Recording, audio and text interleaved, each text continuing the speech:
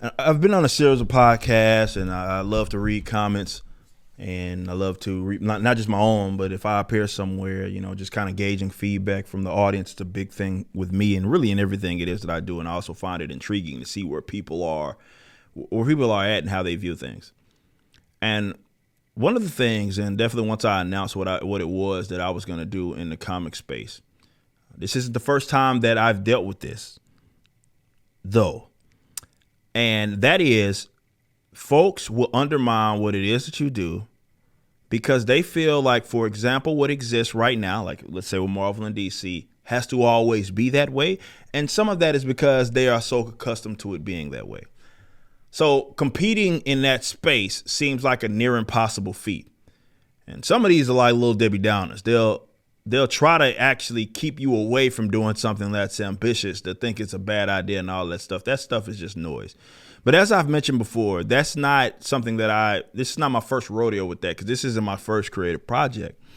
I've done creative stuff with, definitely in the music space for multiple genres, but the main one that I've seen the most success, of course, is in the metalcore scene, being in two successful bands. And doing that, and that was the same thing when I left Fire and I joined Backwards. It was a similar thing. Hey, this is not industry standard what you guys are trying to do. This doesn't make sense. And the amount of people that were already in the industry that told me not to do it was insane. And we did it, saw a lot of success, bam, off to the races. But what I need people to understand is that no matter what industry it is that you're in, they can be competed with. Now, often there are obstacles, no matter where it is that you are, but especially in the entertainment space, everything that you see can be competed with. That doesn't mean that it's going to be easy. That doesn't mean that it can't happen, though, because unfortunately, folks look at, because it's an uphill battle, that means that it's impossible and an impossible feat. And I often think that comes from black-pilled, demoralized people that maybe they themselves didn't have the nutsack to go get out there and try to do something worth a damn and try to be a common alternative and become a competitor. So they try to project their own individual insecurity onto you. Now, I think that has a lot certainly to do with that. But when we discuss the merit of all this absolutely is something that can happen. It's only not realistic, much like when I talk about this stuff with the state. It's only not realistic until it's realistic. You know what I mean? Or rather, it's, I guess it's not realistic until it isn't, depending on what way that you look at it. But looking at what I'm trying to do, we know that in the American comic book scene, Marvel and DC runs the show. Yes, there's other little guys that have been around, from the Booms, the Images, the Dark Horses, but we know who runs the game. We know who runs the game. But make no mistake, in the comic sphere, we ain't talking movies. In the comic sphere, now, and as of this past year in 2020, Marvel and DC doesn't even dominate their own industry.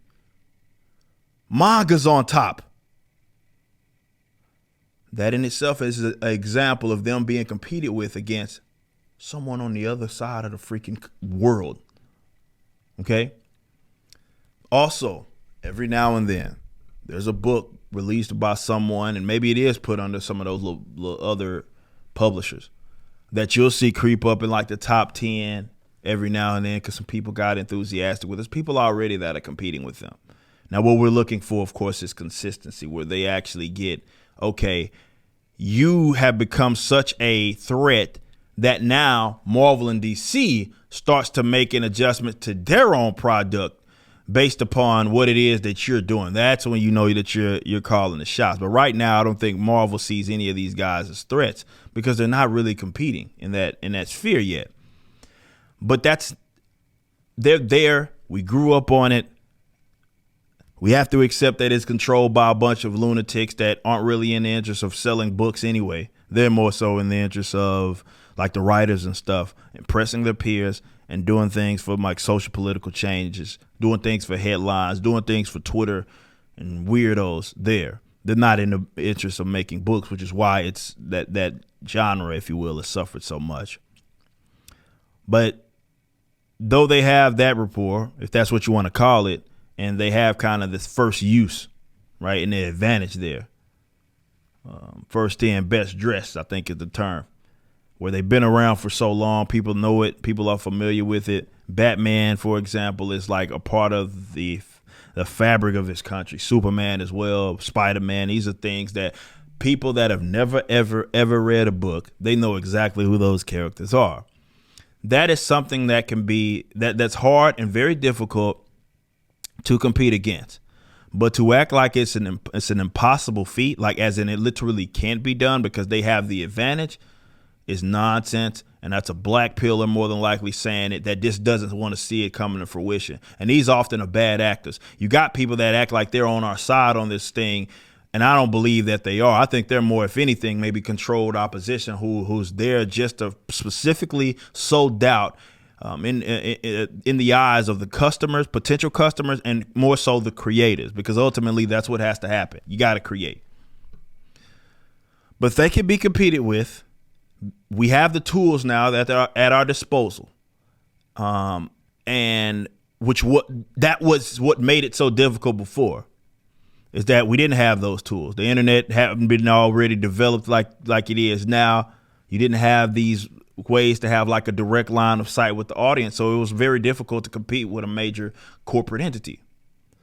Now you have all of these different avenues. Patreon was kind of one of the first big websites that was specifically created as an example to be a platform where people went to have people support them, be it monthly or whatever, and you offer perks and all that kind of thing.